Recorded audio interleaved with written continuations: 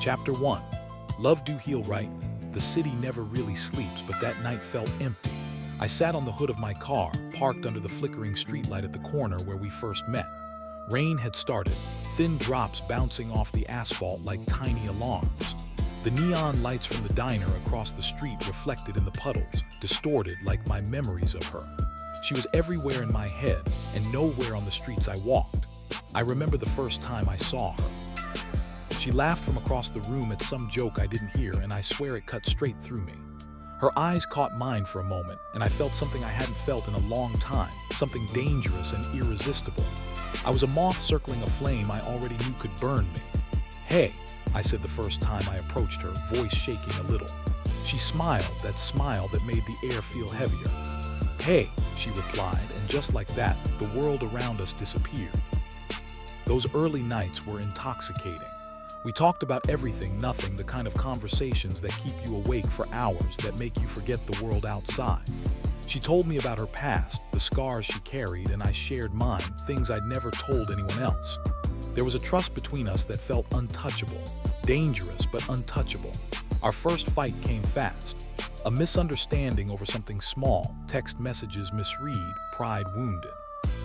I remember the cold silence that followed, the nights packing my apartment, fists clenched, wondering how love that felt so alive could suddenly feel like a trap. She called me the next morning, voice trembling. "I do. Want to fight, I just want us to work." But that fight stayed with us, a shadow we couldn't shake. We tried to make it work, I swear we did. But love isn't always a savior. Some nights love only reminds you of what you're missing, what you lost, or what you never had. Arguments became battles, and battles became walls we couldn't climb.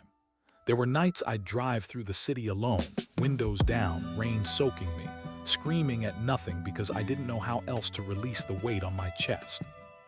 I can still hear her laugh in my head, echoing off the alley walls, bouncing from the streetlights. I remember the way she used to grab my hand when she was nervous, the way her hair smelled after a long day, the way her eyes softened when she looked at me. Those moments were real, but reality has a way of catching up with you. "Why'd you lie to me?"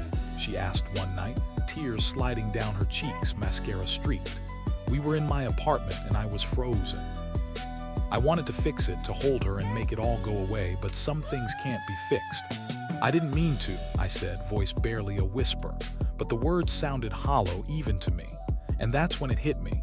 Love doesn't always heal right. It doesn't patch the holes, sometimes it opens new ones.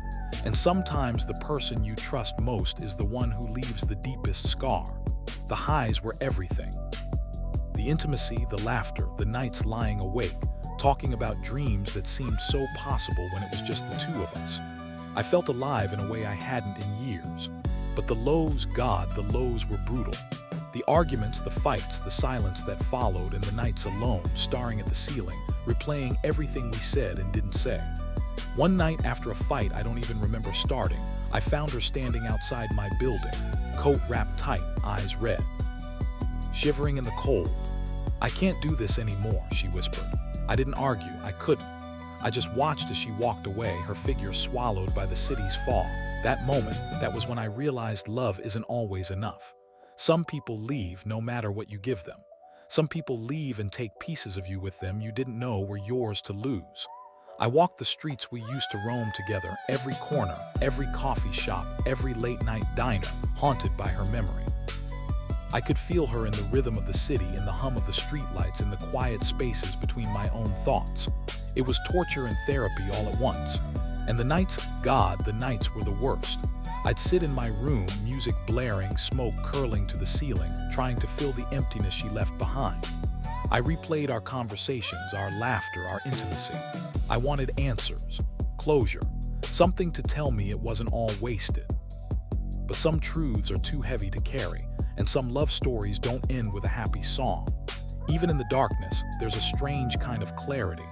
I learned to see myself through the pain, to recognize my own strength. Love leaves scars, yeah, but it also leaves lessons. And even though the pain cut me open, I began to understand that it wasn't the end. I'd love again. I'd risk the hurt, the betrayal, the scars, because even when love doesn't heal right, it's still worth it. I drove past the places we made memories, past the echoes of her voice, past the ghosts that haunted me.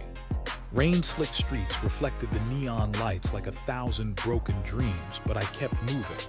And in the quiet hum of my engine, I made a promise. Next time, I'd love harder, smarter, still raw, still me, still unbroken. Because love don't heal right, but it teaches you how to survive.